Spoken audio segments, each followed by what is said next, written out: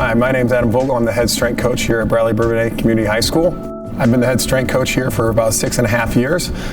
Started here as an assistant football coach 8 years ago. Prior to that, I was playing arena football and indoor football after I got done with college football at Indiana State. And then when our head football coach hired me to be the assistant D-line coach, I fell in love with the kids and what we had going on here and all the great things that our community offers for our student athletes. And so I said, I got to be a bigger part of this. And so I went back to school, got my degree in teaching, and took some extra exercise phys classes so that I could be a PE teacher here and also be the head strength coach.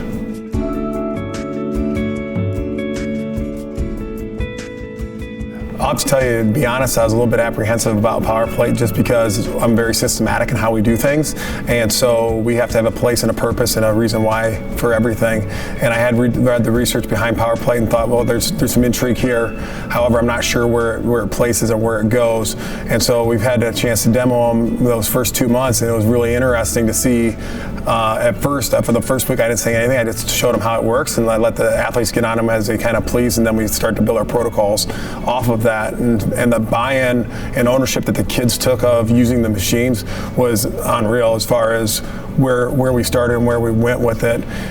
They want to be on them. They feel good after they get off of them. So it's not only like a recovery tool for us, but it's been more of an activation tool for what we've been doing. And so they get a chance to get on them right before we start class and our training session, and they get their warm-up going. So it's more of a self-guided interest for our athletes, or more self-actualization, so that they can do the things that they know that they need to do to be necessary to be successful for that training session. And it's carried over not only from our training sessions, but even into our sport and into our competitions. So a couple of examples of that is our girls soccer team and our boys baseball team, who have games here at home, or before they get on the bus, they want to jump on the power plate for 1.5 or 2 minutes real quick and get some ankle mobility in, or they might try to get some activation work in with some squats or some lunges. And I can't fault them for that. If it feels right for them, and that's what it takes for them to mentally get ready for a competition, then it's serving its purpose.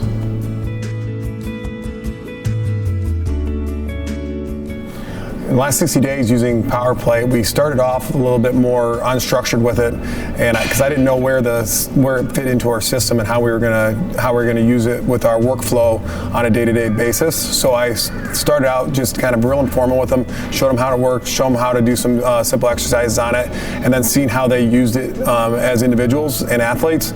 And then we started to build our protocols for using the power plate off of that. And what we found was, I thought it was more of a recovery tool. However, our athletes were using it a lot more for activation. And so some examples of that would be, they would rush it to get in here a little bit earlier before we'd start our normal dynamic warm-up. They would get on there and start doing some dynamic exercises or some mobility work on there before we'd even start class. And they couldn't get here quick enough to get on those things. So I thought that was awesome. And then it started to bleed over and carry over into our athletic competitions. And so when we'd have a home baseball game or a home soccer game, our athletes would come and jump on the power plate before they would go out to take BP, or before they go out there, before they do their pregame warm-ups.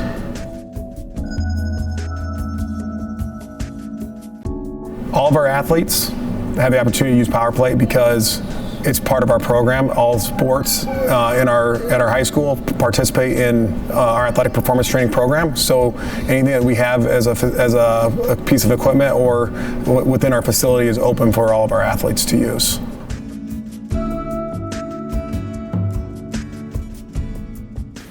Yeah, so with our, even though we're unified, we do some things differently. And so how we kind of use power play is an opportunity for me to individualize some of the things that we were doing. So if a kid has struggled with getting down to parallel on their squat, and maybe they need some more ankle mobility, we could throw them on the power plate, use the ankle mobility exercise that we use for that. But on the power plate, it would help expedite that, so it happened a little bit quicker receiving the range of motion.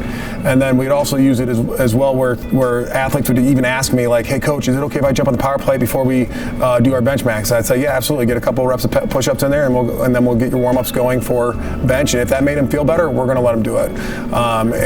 It wasn't interrupting our programming and what we were doing. And at the same time, they got to take some of their own ownership into the program.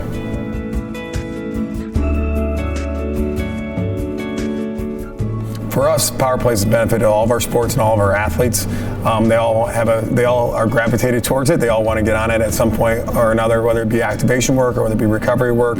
Some of them like doing their core work on it, which I found a little bit interesting as well for those guys and girls. But I've also seen, if you wanted me to pick out a sport that has maybe done some things a little bit different with power plate, is that our culture with our distance runners has always been in the past that they would come in here and roll out and do their stretching in the weight room when they get done with their runs. They've also added power plate to their systems or protocols, where they'll grab the foam roller, jump on the power plate. A couple kids might fight over it. No, it's my turn, that kind of stuff. But no, they love being on it.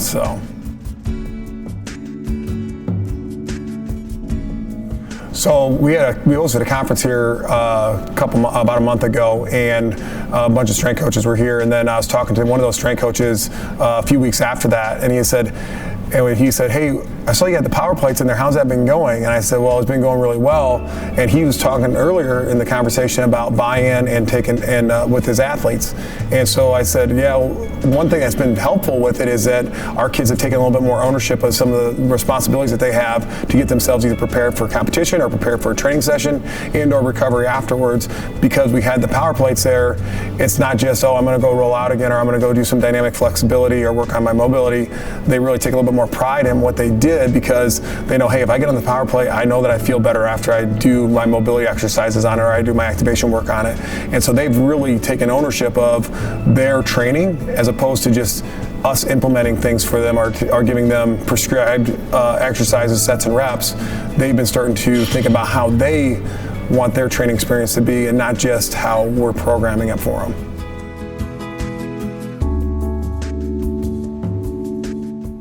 Ultimately, we want our student athletes to have autonomy, and I want our student athletes to feel empowered to do the things that they need to do to be successful in the sports that they compete in, because it comes down to their training goals and what they want to accomplish. And that's what we've seen with using products like PowerPlate, because they have a sense of ownership in it and how they want to activate themselves to get ready or use their recovery protocols.